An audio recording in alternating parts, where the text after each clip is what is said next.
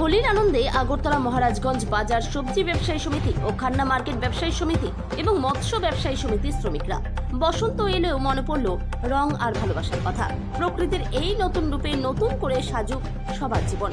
আজ আগরতলা মহারাজগঞ্জ বাজারের সবজি ব্যবসায়ী ও খান্না মার্কেট ব্যবসায়ী সমিতি এবং মৎস্য ব্যবসায়ী সমিতির সকল শ্রমিকরা একে অপরকে রং দিয়ে হোলির আনন্দে মেতে ওঠেন। মহারাজগঞ্জ মৎস্য ব্যবসায়ী সমিতির সাধারণ সম্পাদক ভবতোষ দাস সকল রাজ্যবাসীকে হোলি উৎসবের শুভেচ্ছা জানিয়েছেন। তিনি কি বলছেন শুনে নেব। ত্রিপুরা থেকে বিক্রম কর্মকারের report, big news Bangla. Maharajganj বাজার মৎস্য ব্যবসায়ী সমিতির পক্ষ থেকে আজকে আমরা আমাদের পূর্বপুরুষরা যে আমাদের হোলি উৎসব পালন করে এসছে, আমরাও আমাদের ঐতিহ্যকে রক্ষা করার জন্য আমরাও আজকে আমরা এই হোলি গানে মেতে উঠেছি। মহারাজগঞ্জ বাজার মৎস্য ব্যবসায়ী সমিতির সমস্ত সদস্যদেরকে নিয়ে, ব্যবসায়ীদেরকে নিয়ে আমরা আজকে হোলি উৎসবে মেতে উঠেছি, আনন্দ উপলব্ধি করছি।